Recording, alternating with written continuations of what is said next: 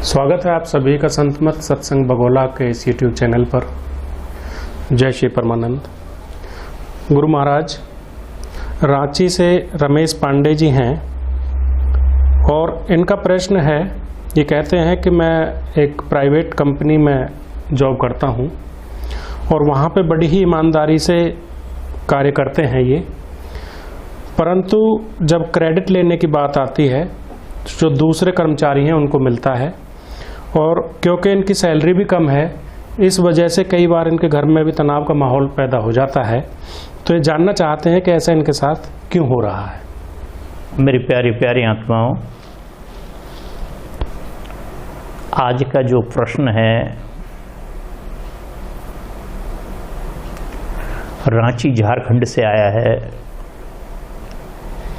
एक हमारे बंधु रमेश कुमार जी हैं, किसी कंपनी में कार्यरत हैं। उनका जो प्रश्न है वो प्रश्न एक आम आदमी का प्रश्न बना हुआ आज समय पे। इस समय पे वो जो उनका प्रश्न, रमेश जी का जो प्रश्न है, एक आम आदमी का प्रश्न बना हुआ इस समय पे। हर आदमी इसी बात से परेशान है कि मैं करता बहुत हूं, बड़े बड़े प्रयास करता हूं, मेहनत में कोई कमी नहीं छोड़ता, उसके बावजूद मेरे साथ ये क्या होता है।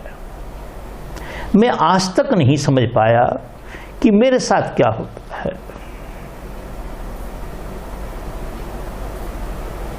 तो इसमें कुछ समझने की जरूरत नहीं है, इसको थोड़ा सा मानने की जरूरत है या जानने की जरूरत है।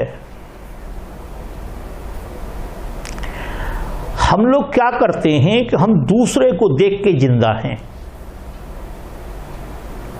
हम किसी दूसरे को देख के खा रहे हैं, दूसरे को देख के नहा रहे हैं, दूसरे को देख के चल रहे हैं, दूसरे को देख करके सभी काम कर रहे हैं।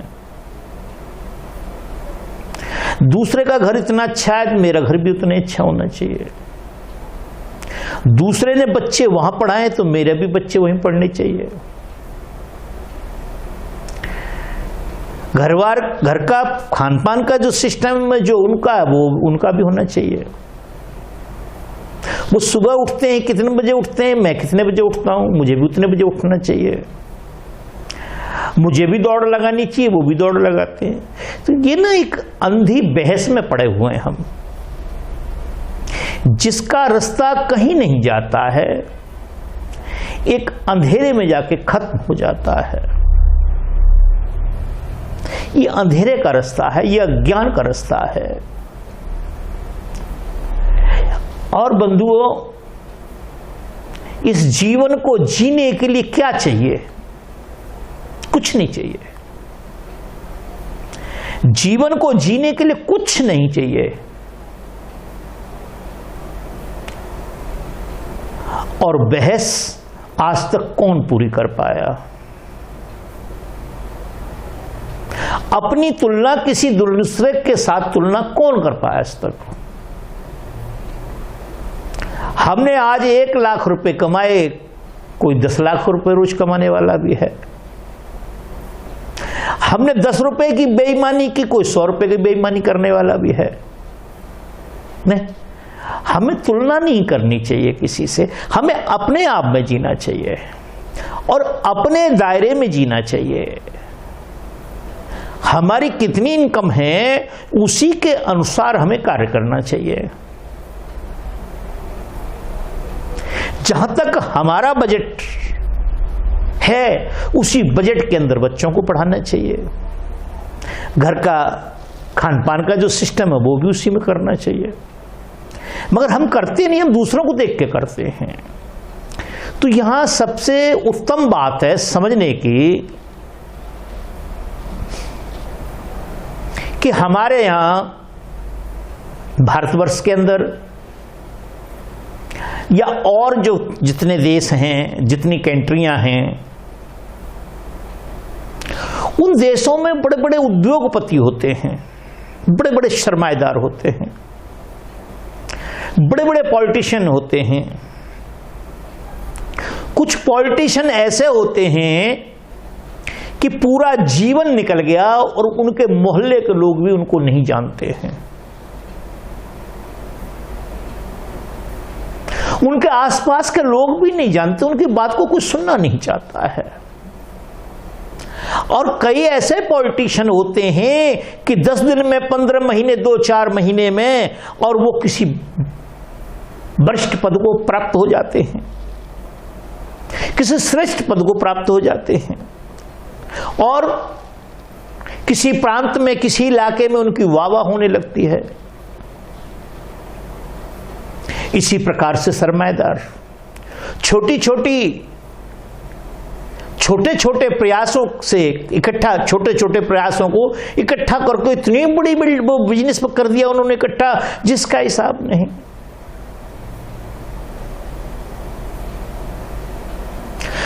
कभी उनको भी नहीं मालूम था कि इतना बड़ा बिजनेस मेरा हो जाएगा। अड़ोसी पड़ोसी भी नहीं जानते, कोई नहीं जानते थे। जब उनकी स्टोरी आती है तब पता लगता है कि छोटा सा आदमी और इतना बड़ा आदमी बन गया, और एक छोटे से बड़ा बन गया और एक बड़े से छोटा भी हो गया। हम देखते हैं इनके बाप दादे जो थे, इनके पेरेंट्स जो थे, बहुत अच्छे थे, बड़े पैसे वाले थे, मगर घर में कोई रोग आया, कोई ऐसा व्यक्ति आया, घर में कोई ऐसा पशु जानवर कोई आया, उसके आते ही सब खत्म हो गया। तो इसमें जो थोड़ी सी जानने की जरूरत है, वो सिर्फ ये जानने की जरूरत है कि हमें जिस घर में जन्म मिला, जिस परिवार में जन्म मिला, क्या वो हमारे हाथ की बात थी? क्या हमने अपनी इच्छा से वो परिवार में जन्म लिया? नहीं, हमने अपनी इच्छा से जन्म लिया, उसमें हमारी इच्छा का कोई वो नहीं था। परमात्मा की जो इच्छा थी, जो परमेश्वर की इच्छा थी, जहां उसे जन्म देना था वहां दे दिया उसने। और परमेश्वर भी अपनी इच्छा के अनुसार नहीं देता, हमारे पिछले कर्मों के आधार पे हमको जन्म दिया जाता है। यहाँ हमारे कर्मों के आधार पे ही, जो मैंने अभी थोड़ी देर पहले कहा कि एक छोटा सा आदमी एक बहुत बड़ा पॉलिटिशियन बन गया, वहां जहां सिस्टम था उसमें उसका नाम हो गया बड़ा, उसे श्रेष्ठ पद प्राप्त हो गया, और एक पूरा जीवन करता रहा, उसे कोई श्रेष्ठ पद प्राप्त नहीं हुआ, उसके मोहल्ले के लोग भी नहीं जानते हैं। क्या कारण है? क्या जो छोटे से समय में, थोड़े से समय में जो उच्च पद को प्राप्त हो गया, क्या उसने कोई विशेष मेहनत की, कोई विशेष प्रयास किया, या जिसने पूरे जीवन प्रयास करने के बाद भी उस मोहल्ले के लोग नहीं जानते, क्या उसके प्रयास में कोई कमी रही? नहीं, ना उसने कोई विशेष प्रयास किया, ना उसके प्रयास में कोई कमी रही। कमी केवल हमारे पिछले कर्मों की रही, जिसके आधार पे परमेश्वर ने हमें उस घर में डाल दिया, हमारी बुद्धि ऐसी बना दी, हमारा सिस्टम ऐसा बना दिया। तुलसीदास जी एक चौपाई बोलते हैं इस विषय में, मेरे को बहुत अच्छी लगती है, आपको भी शायद अच्छी लगे, कि तुलसी जैसी भाव्यता तैसी होय सहाय, तुलसी जैसी भाव्यता तैसी होय सहाय, ते आवे अपने आप से ताए तहां ले जाए।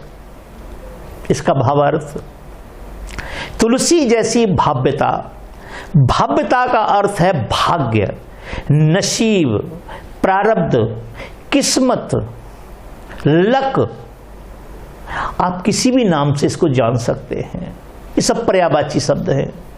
प्रारब्ध के ही सारे प्रारूप हैं ये। तो कहते हैं कि जैसा हमारा कर्म था उसके आधार पे हमारे प्रारब्ध का निर्माण हो गया, और उस प्रारब्ध के निर्माण के आधार पे परमेश्वर ने हमें जन्म दे दिया, और जन्म दे दिया उस परमेश्वर ने वहां जन्म दे दिया जहां हमारे कर्मों के अनुसार हमें जाना था। अब हम इस बात से बड़े परेशान हैं कि छोटा सा आदमी बड़ा बन गया और हम बड़े से छोटे हो गए। नहीं, ऐसा नहीं है, ये हमारे प्रारब्ध के अनुसार है। जैसी जाकी भव्यता तैसी होए सहाय। जैसा जिसका प्रारब्ध होता है, नसीब होता है, कर्म होते हैं पिछले, उसके अनुसार हम सब लोग इकट्ठे हो जाते हैं आपस में। आपने देखा होगा कई बार लोग किसी गंदे आदमी के पास चले जाते हैं, किसी क्रिमिनल व्यक्ति के पास चले जाते हैं, किसी जुआरी के पास चले जाते हैं, और उनके जीवन में कहीं कोई प्रॉब्लम नहीं होती है, कहीं कोई उनकी इच्छा नहीं होती है कि चोरी डकैती करना, मगर उस व्यक्ति से 2 दिन पहले मुलाकात हुई, यारी हो गई, पता लगा पुलिस पकड़ने आई, वो आपको भी पकड़ के ले गई। क्या मतलब रहा? आपको मालूम था पहले कि 2 दिन बाद पुलिस पकड़ के ले जाएगी, आपको मालूम होता तो आप नहीं जाते, मगर नहीं, ऐसा होना ही था, ऐसा होना ही था। अब इसमें लोग तर्क दे देते हैं कि भाई कर्म करना चाहिए। कर्म तो करना ही पड़ेगा, कर्म तो करने का नाम है। जो आज हम कर रहे हैं वो कल के लिए हमारा प्रारब्ध बन जाएगा। जो कल किया था वो आज का प्रारब्ध है। पिछले महीने की जो हमने मेहनत की उसका जो पारितोष मिला, उसकी जो मेहनत का फल मिला, वो आज खा रहे हैं, और आज का जो कल मिलेगा वो कल खाएंगे। तो जैसी जाकी भाव्यता तैसी होए सहाय। वैसे ही लोग मिलने लगेंगे, वैसे आचार बन जाएंगे, वैसे विचार हमारे बन जाएंगे। ते आवे अपने आप से, ते माने वो होता है, ते आवे अपने आप से, वो व्यक्ति अपने आप आ जाएगा वहां पे।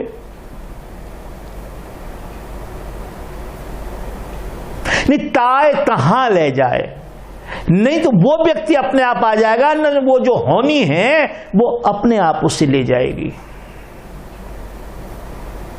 तुलसी जैसी भाव्यता तैसी होए सहाय, ते आवे अपने आप से, निताए कहां ले जाए।